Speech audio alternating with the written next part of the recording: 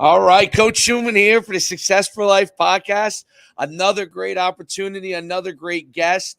We try to find people that you need to know about that are doing things in the world right now that is changing the world to help you be successful. Today, my guest is Robert Belcoure. He is the founder and CEO of Cornerstone Financial.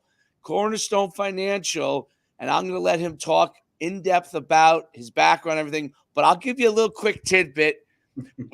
We did play football together at the University of Connecticut, and I was just a young buck growing up trying to figure it all out, and he was the older guy. He was the star defensive lineman on the team, and I'll tell you one of the funny, interesting stories. I don't know if I told you this. I may have, but when I went on this was my unofficial to UConn. So in the I don't know if you did any of that back then. They do that now all the time. But I went in the early spring to UConn. Before it was like when you guys had winter workouts. We would have winter workouts. Maybe I guess it was like late February, early March. And one of my father, Tom Jackson's giving me a tour. Okay. You would have no reason to recollect this because I was just a kid coming around campus. You probably were a junior. I love hearing this because you're probably right. So let me hear it. I love it. Yes. So they bring me into the cafeteria. We go around. I don't remember all the things, but I remember this. I remember coming into the cafeteria and you, Eric Schmidt, and Kozlowski were in getting like food. Okay. And I don't know what it was for. That's an eating frenzy right there. Yeah, TJ goes and waves at you guys, and says hello. You guys kind of wave back. And I remember thinking to myself, now this was when I was a junior. So I was probably about 6'1", maybe like 195, 200 already. Right. So I thought, and you're from Jersey. So, you walk around the hallways, you're a pretty big guy. I saw you three guys and I was like, oh man, I was like, I really got to work harder. I got to work even harder than I have. Those guys are enormous. Oh, wow. I think that came out of my mouth with Coach Jackson standing there. I said, those guys are enormous. Well, and Kaz ended up playing, 15 years in the NFL. Yep. 15 years. That's a fantastic story. Oh, man. It was – I realized that at that point, I was like, I got to keep working. I got to keep working and because I'm nowhere near as big as these guys. Yeah. I think everybody has that story, though. Everybody has a story like that. Am I allowed to give you my quick story too? Yes, of course. So I think everybody, most of your fans are football players going on or whatever the case may be. We all have that aha moment. Can I do this? Right. So mine was Dave Franks. I end up in the locker room. I'm at UConn. It's the summer. Dave Franks.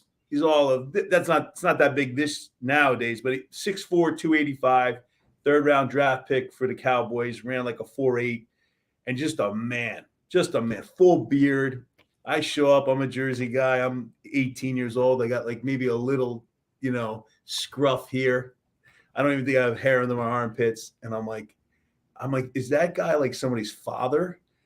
I'm like, I don't think I'm going to be able to do it. I don't know if I'm going to be able to play here. And the crazy thing is I'm on the Stooge defense and he's the starting guard. So all year I got to go against him. But that's what makes you better. And you got to hang in and you can't quit. And you got to keep stepping. So it's good. These are good stories. Oh, man. It's great. It's great. And it's great for kids to hear those kind of stories because of course. Everyone goes through some similar thing like that. But it sticks in your mind, right? It just sticks. Yeah. It's going to stick in my mind forever. Like I'll never forget that moment. I'm like, that's college football, Yeah. And I've had a couple of those when I went on like my junior unofficials at different places when I went to Virginia and all these different places. I was like, oh wow, okay, I got to keep working. But it's great to have you on. Great to be on. I think people will really be fascinated with your backdrop, especially since we have a very unique mix of what I would say athletes, parents of those athletes, and then we have a ton of professionals on here because of the Successful Life podcast that's on, Spotify and iTunes. And so it's a great mix. And all of them have kids, right? Or not all. A lot of them have had kids. So they've kind of gone through these things. So they love to hear this. Tell everybody your background, how you got into what you're doing now, and kind of that genesis, because you Yeah. were a football coach and a teacher at one point, right? I was, yeah. Yeah, I appreciate that. Yeah, I appreciate having me on, Dave. I really do. So just a little bit of background on me. Like Dave said, I graduated from the University of Connecticut, and I started to be an educator, and I was in education for about 18 years, and the profession passed me by a little bit. I was coaching football. I coached at Fairleigh Dickinson, where I've been blessed to be in the Hall of Fame there. I've been blessed to be in the Hall of Fame in my high school. So I had success at FDU, believe it or not. As a team, we still hold the record for the winningest team in the school's history. Small school here in Jersey. But I knew football. I knew I loved to coach, but I didn't want to be dragged around. I saw a lot of our coaches be ripped out. They were there one day and then they were gone. And I had built a rapport with their kids and their families. So I didn't want that for me. So I decided to settle down and become a teacher. Eventually moved to be an administrator, and then the profession passed me by. I say that because I think education went from being an art of the profession, right? Being it artistic, like getting young men and women to buy into what you're doing, to the science, which is very the data, which wasn't me. So I looked to take an early retirement, and I couldn't figure out anything. Nobody could help me with the pension. I had somebody with my 403B who was like 26 years old. He was a young kid figuring out Social Security, and I was really frustrated. So I started to study. I went and got my licenses, and I said, "There's got to be companies out there that are going to help middle America." You notice I use two middle America, and there wasn't. Right? You have these Merrill Lynch's, you have UBS's, and these are wealth management for very, very wealthy families. So I always felt that there was a market here that needed to be serviced. So I went and got my license. We started the firm Cornerstone Financial Associates, and I started off with a mission and a dream to really help middle America that's struggling with their finances, and getting stuff in order. Because I really believe that for some reason the public schools don't teach enough on finances. Like I always say this, Dave, I love Shakespeare. Just really kidding, but I just want it to sound really smart. I love my Verona, but guys, can we just teach something about finances? Now, I know as I left education, there is a quarter of financial literacy, right? They have that course now. It's about a quarter worth of it, but that's not enough. Right. Okay? It's not enough. So I don't know if it's done on purpose. I'm not here to talk about that, but I do believe that if America gets themselves in credit card debt at 22%, I mean, that's bondage, guys. That's bondage. Being in debt is bondage. And I always say finance is not math. It's discipline. So I'm really talking to the middle America client, which is, hey, guys, we're not going to sit here and talk mathematics. Schuman, you were really smart. You were one of the smart guys on the team. I always said the offensive linemen were smart. Nick Mancuso became an attorney. The defensive linemen, we just banged our heads against the wall. So I said, I can't compete in the math arena, but the discipline, it's discipline. But I need to know what to do, Rob. Give me a plan. Show me how to do it. Other concepts or products out there that I don't have to take these large market risks. Everybody's always, Bitcoin or everybody thinks you need to get wealthy by taking all this risk. It's not true. What did my guys say? What's his name? It's not the return on your money. It's the return of your money. Right. Right. Well, that's a huge issue. So, and I'm glad you brought it up because I myself have, my play money, I would call it. I guess thank goodness, my wife who hears this probably will kill me now, but of course. So my play money, which has gone into some of the crypto and the financial markets, and that I use it a little bit risky, in like tech stocks and stuff like that, right? So as everyone would know, as the date of this right now, you're getting slammed, okay? You're getting slammed. If you have cryptocurrency, you're getting slammed. Yes, last year I thought I was a financial genius. Okay. Yeah. So I said, hey, anything I put my money in, it works. It works. I do this, it works. And now all of a sudden I'm an idiot, because that's gone down 60, 70%.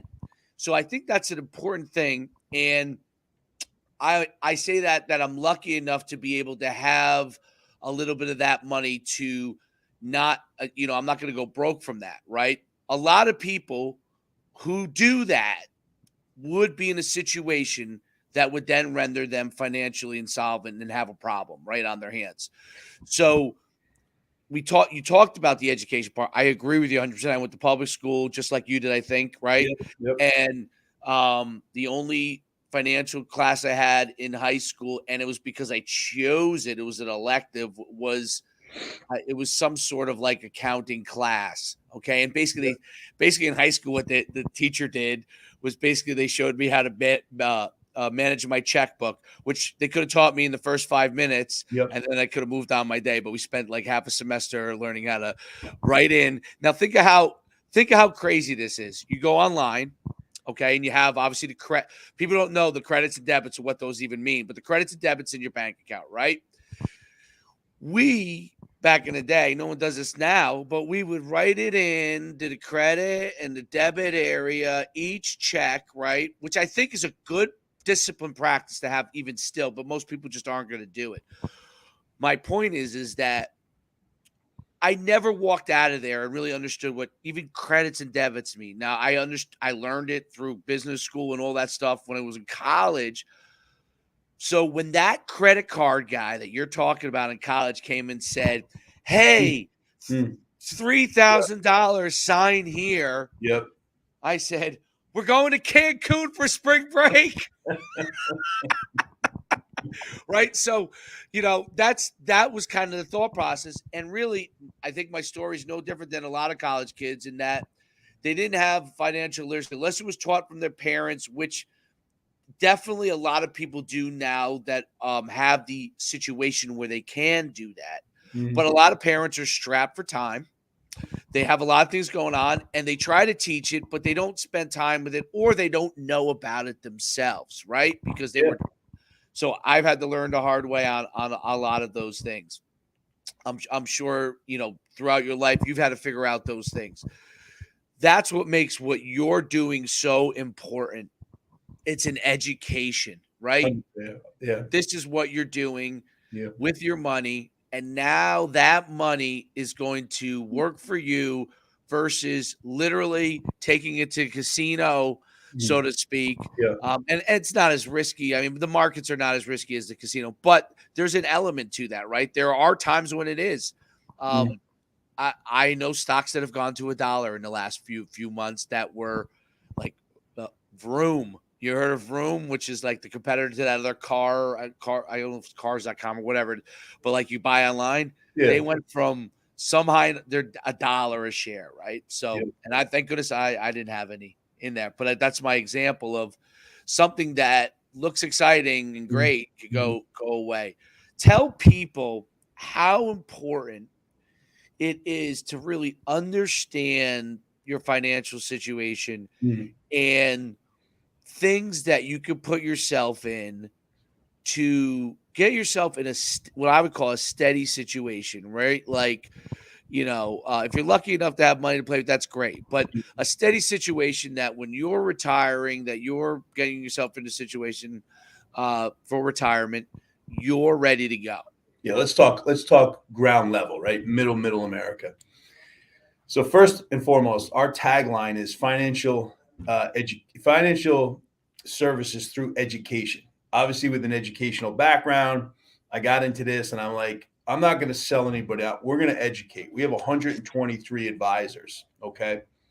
And those advisors, I'm constantly educating them that if you educate the client can make an educated decision. So let's talk about a couple areas, right? So most people, when they first get into the job force, they either have a 403B or a 401k, okay? And they're taught to put the money in the 401k, and that defers the taxes, okay? I'm not going to bore you. I'm staying high level, okay? And then, this market goes up and down and up and down, and then Wall Street basically is telling you, don't worry, sit. It's going to come back, okay? It's going to come back. The banks, right? The banks say, put your money in a CD. We're going to get you very, very little interest, but we're safe. You could come see us, and you can take the money out, right? So you got the Wall Street, and then you've got the banks. Well, what if there's something like that's in between, which I never knew about? So I'm going to give you a product that's very, very, I think is very successful. It's been very successful for us. If you've heard of the company Lincoln Financial? Yes, of course. Okay. They own the Philadelphia Fields, correct? Yep. Okay. So Lincoln has a fund. Lincoln has a fund. I think it's absolutely fantastic. It's a zero floor. So if you're in middle America, I don't want to lose any of my money. That's the first question I ask my clients. I go, how much of this money do you want to lose? Now, Dave, you talked about having a little play money and fooling around. That's great. But for the bulk of your retirement, can we agree that you can't put Absolutely. it in crypto? Okay. Right. So what do I do with this, Rob? And how come I didn't know about it? Well, it's got a zero floor, and last year's return was 9.5. I'm going to say it again. Zero floor. Return was 9.5. Okay. No fee. No fee. Now you say, well, Rob, how do they do that? Well, you're not going to get more than 9.5. The market was up very high. They're going to cap you. And for that cap, they're going to protect your downside. So you never have to go below zero, because what we don't want to happen is got a 15%, almost 18% correction in the S&P 500, correct? Right. So if I keep losing, people don't realize this. If I have $100,000 and I lose 50% in the market, I'm down to 50,000, correct? Correct. If the market goes up 50%, how much money do I have? You got another 25,000 only, right? That's correct. You're at 75. So you need 100% return to get back to even. So if you eliminate the market risks, which most middle America wants, then it may make sense to put some of your money in some protection. Now, look, let's stop at that real quick, because that's, I think, is critical, because I am just like many other people. I think, all right, in 3 or 4 years, right? But what you said about what the return has to be to get back what you lost is so important. So we have $100,000. We lose 50%, which a lot of people have lost in this last couple of months, just a couple of months alone. Okay. So now you're at $50,000. If you had a 50% return, which is monumental, okay, 50% bounce back, you're only back at $75,000. You're still down 25%. Or if you have $100,000 in there, $25,000 of your money. That is an important thing to understand versus what you're explaining, which is we have $100,000. Year 2, you're at $109,000. Okay. The market collapses. You are at $109,000. Zero's your hero, baby. That's it. So that's an important thing to understand. Yep. So people need to understand, if you're looking to be able to be in a situation from a retirement standpoint, this is one of the things that is very important to have in your portfolio, because here's what I think, and I'll let you chime in on this. I think about this. I'm 48 years old. I won't say what your age is. Okay. Even though you look way younger than me, so we'll have to talk about that, but you look way younger than me. You told me earlier. I was just about to say that, but you stole the words out of my mouth. Yeah. I look like Kenny Rogers here, so I'm gonna have to come out with a hit song. You said it to me. I'm running with that. So at least I don't own Kenny Rogers Roasters, which is now broke, I guess. Don't invest in them. Don't invest in them. But what's so important about that is when you have all the different things that put you in a situation, you're 48 years old. Let's say it takes 20 years, okay? And then maybe it doesn't, but let's say it takes 20 years to get back that money that we have. Now I'm in my late 60s, and if I lost that money, now have to continue to work, right? Yeah. So if you're someone that's put yourself in that low risk retirement, let's say you only ended up with an average of 5% of that for that year, and you just put in $100,000, you already are going to be in a situation you're probably going to double your money plus at that point from those 20 years of earnings and not have lost anything, right? So anything that is bad that happened. I think that's an important thing. I'll let you kind of run from there on it. But am I on the right thought process on it? You are. And I think what I'm trying to convey here is, as an educator, I didn't know about these products. I didn't understand them. Nobody taught them to me. And I want to put you folks at ease. Let's just say hypothetically you wanted to meet with me or one of my reps. Well, I'm educating them and there's no fee. Well, Rob, how do you get paid? What do you mean? Because I think middle America's scared and they say, I don't really need a financial advisor. Well, folks, let me be very candid with you. The less money you have, the more reason for a financial advisor. I'm going to say it again. The less money you have, the more reason for a financial advisor, because that person's got to give you at least steps or a plan to get you going in the right direction. Right. Okay. Very different from an asset under management. Your family's got $10 million. That's assets under management. Okay. So it's extremely important. And this sickens me at times. I'll sit with clients and they're like, well, my 401k is down $100,000. I guess that's what it does. And I'm like, no. You're buying into a lie. You don't have to participate in that. Now you can if you want to. Now, if you're on the call and you're like, dude, I go after it, Rob. I want 30%. And I want 100% on Bitcoin.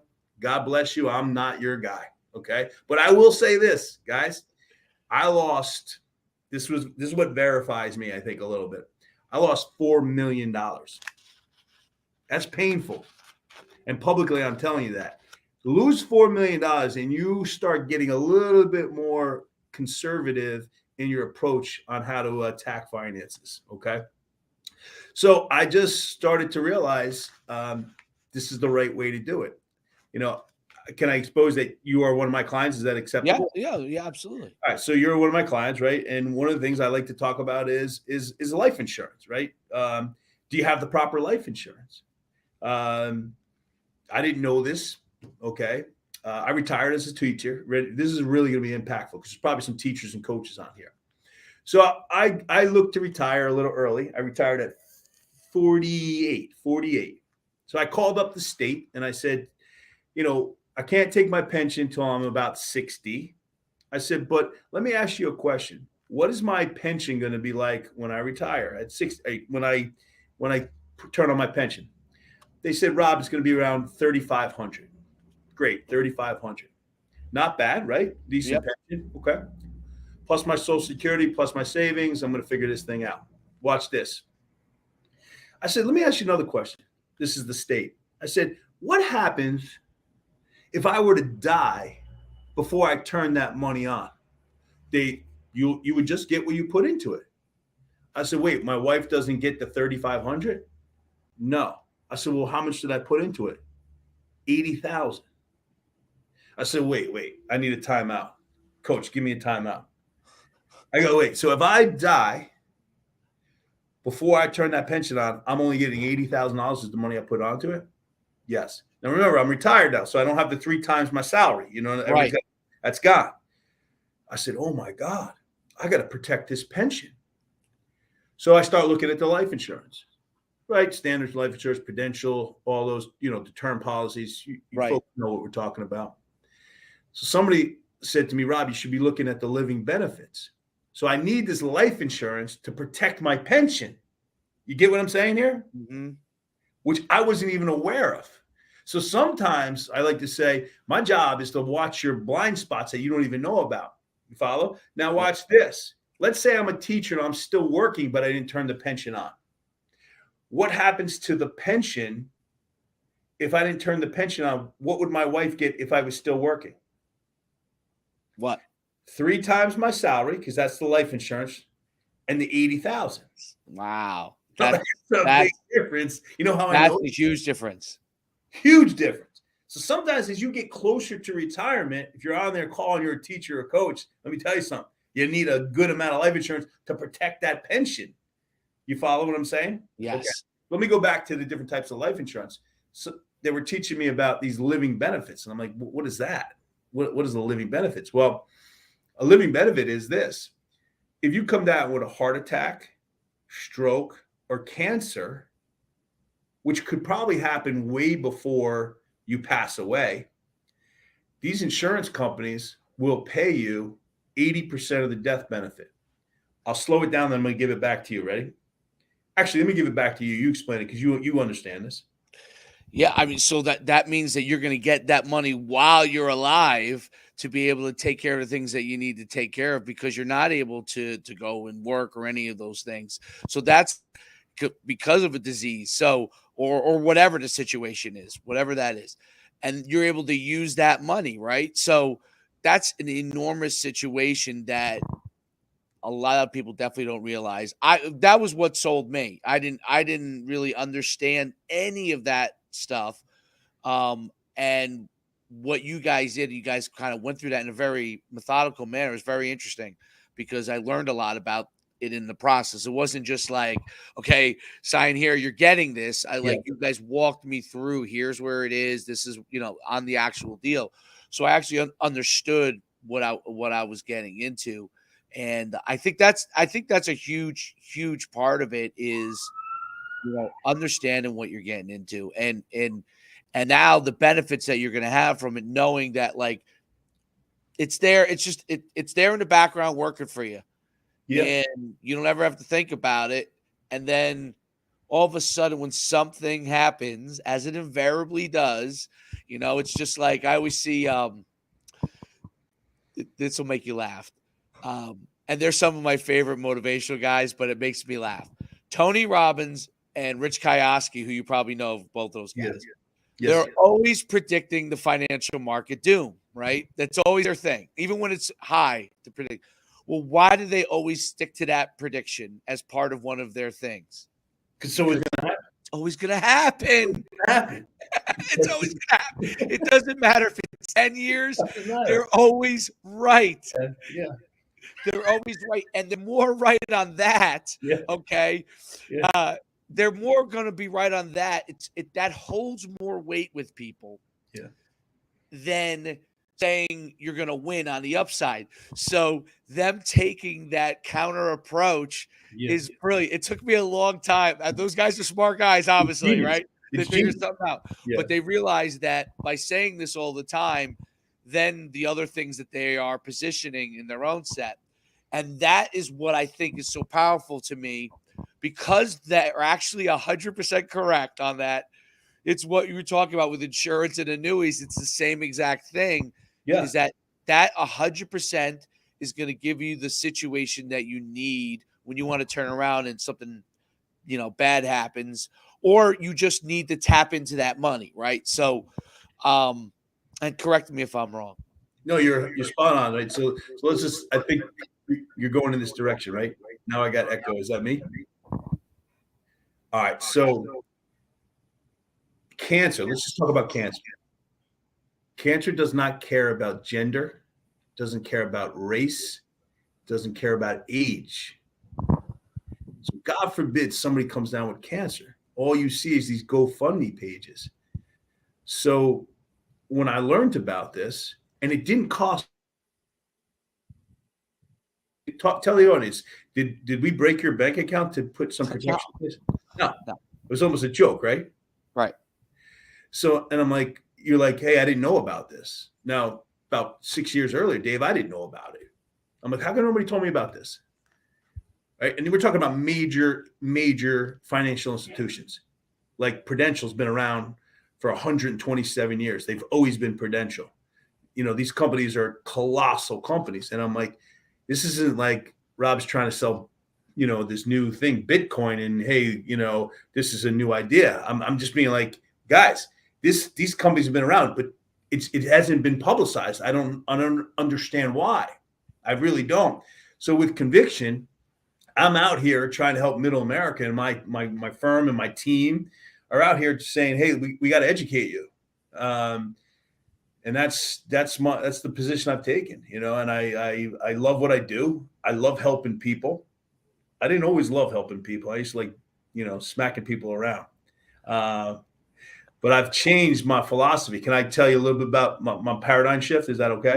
Yes. And this is a good transition too, because I want to talk about leadership. Yeah. So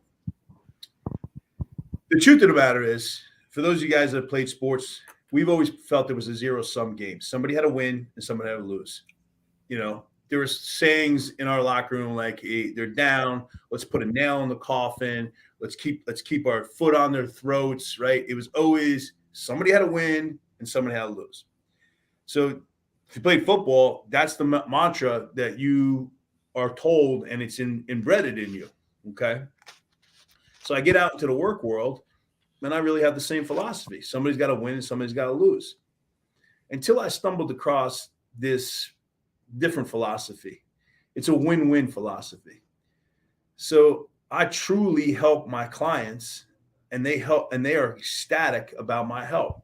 They often say, Rob, I really understand it. The biggest compliment I get from my clients is, Rob, I really understood what you showed us here today. Because I think what I've done is I've taken the complicated and made it uncomplicated to the common man. So that's my story. And that's my mantra. That's fantastic. It's just a change. I love how you really that's really interesting. I never thought about it that way, as far as taking it into, but now that I think about it, that's actually a philosophy that kind of is ingrained in you as an athlete. Yeah. Talk about, and this kind of, I want to talk like last couple of minutes about this. So how you built your organization, okay? You said you have 120 advisors. You have to lead, obviously, in that organization. What are some of the things that you've done philosophically to put in that leadership, and what's your kind of own gauge from a leadership standpoint, and how you help your people succeed? No, I appreciate you asking me that. This is my favorite topic. So Cornerstone has a dynamic culture. We call it the locker room culture. We call it the foxhole culture. Our mantra is we're going to go shoulder to shoulder, right? So if you're advising me, we're shoulder to shoulder. We're going to work together. We believe there's an abundance as opposed to a scarcity mentality. Rob, what do you mean? Well, we believe there's an abundance of people that need help, right? So therefore, we don't have to fight each other. We can work together and help, okay? So one of the things that is very, very important, we established core values, and we abide by these core values. And just some of them are servant leadership, transparency, that's a big one. We're not going to say one thing and mean another thing. We're going to be transparent on what we do. And unless you develop your personal core values, I spoke at the Unigo, the Brian Piccolo Award, which was for Essex County. I spoke on Sunday, and I was telling the young men and women that you must establish your core values, and you must wear them as a necklace around your neck, because those core values are what's going to be your guiding light through the adversity. And that's going to be your moral compass. If you don't establish these core values, you're going to be like a ship on the ocean, just going to and from. So when I talk about integrity, it's one of our core values. Integrity is not once in a while. It's all the time. It's when people aren't watching you. So you've had coaches that have talked to you about this, but you gotta wear them, and you got to make sure you're revisiting them. So core values is one of the first things that we established. And the servant leadership, I'll give you an example. When I come in the morning, I'm always asking anybody if they want a cup of coffee. So instead of somebody serving me, right, you would think the CEO should sit down and, hey, guys, bring me a cup of coffee. I go around and say, guys, does anybody need a cup of coffee? I'm here to serve you. And that transpired into everybody going, hey, can I get you a cup of coffee? Can I help you? Can I serve you? And Dave, you would be ecstatic. You could ask Lenny. It's just unbelievable. And the last thing that I established, which I think is really great, is I believe that love is what binds us all together. We all want to be loved. So I started to tell everybody that I love them. And it's kind of quirky, right? When they leave at the end of the night, I'd say, hey, Coach Dave, I love you, man. And it caught on. And, this is coming from a defensive lineman who didn't show a lot of love. So that paradigm change, I guess, in life, I'm having a lot of paradox changes here for myself. And I'm being transparent. So, and leadership to me is the most important thing. Our country lacks leadership. I don't care if you're a Democrat, Republican, it doesn't matter. In the higher levels, it lacks leadership. We got tremendous coaches that are leaders. And you young men and women that are on this call, if you're on this call, you're the next generation of leaders. We need you to stand up, get steel in your back, and lead. That's right. Sense? Makes perfect sense. And what you talked about with leadership is being accountable, right? So you're accountable to all the people that work for you, with you, and they're now, because you love them, are accountable. They feel that accountability to you. They're going to stand in that foxhole with you.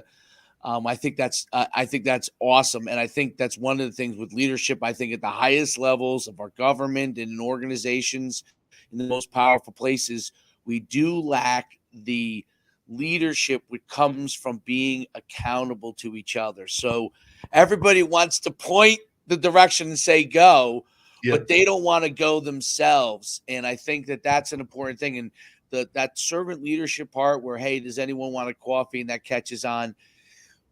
People don't realize how the little things that you do have an effect. Every time I go into Dunkin' Donuts, I hold the door for somebody or they hold the door for me. It's as soon as I hold the door for somebody, what do you think happens? That person holds the door for the next person, and so on and so forth. We actually joke at the Dunkin' Donuts that I go to. Occasionally, you'll run into someone that you see over and over again, and they say you're going to hold that door. You're going to be standing there for 10 minutes, because that's just kind of how it is at the Dunkin' Donuts. Someone holds the door for somebody else, and so on and so forth. I think that's an example, and what you're talking about when you go get coffee for them or other people in the office go get coffee for each other, telling them you love them, that is leadership because people feel accountable. One of the things we lost during and Rob, and I'm on it all the time, he has a fantastic Bible study that he does. And we haven't talked a ton about that in another podcast. We probably will. But what I found was when I was in the whole mist of the coronavirus thing, and people, in New Jersey, we were in one of those states where, can do this or that, right? That Bible study gave us some personal connection, obviously with the Lord, but also with each other, right? Which we had a common thing that could tie us together, which was the Lord, and to learn about that, and was great. It gave a sense of community, right? It gave us a community when there was no community, right? Yeah, it helped me tremendously, man, and I can't thank the guys that jump on, and now it's just kept going. Right? It was really just for the COVID situation, and it really is a sense of community. It's amazing, right? I mean, I could get emotional, right? We all strive for three things, Dave, right? We all want to be loved. I mentioned that before. We all want to be a part of something, and we all want to be respected, right? So those are the three things. You can provide that. You got a sense of community, and it's just fantastic. I love what you're doing here. I love this. I love being able to help. I'm honored to be on this call. I'm honored to have been your teammate. We had some good times. There's no question, And you know what's crazy about life? Nobody cares about how many wins and losses you had. You know what it was? It was the camaraderie. And what we got out of it was our core values and what we stand for. No doubt about it. On that note, tell everyone, if they want to reach out to you, they want to talk to you further. How can they find you in Cornerstone? So you can look at our website, but I guess, should I leave my phone number? How do I do this? You can text me, or what's the proper? This is new to me, right? I don't even know. Yeah, whatever you'd like, whatever you want out in the world. Careful what you wish for. Jesus, I might you guys blow up my phone. So I'm going to give you my email. So it's Core, CORE, Realty, REALTY,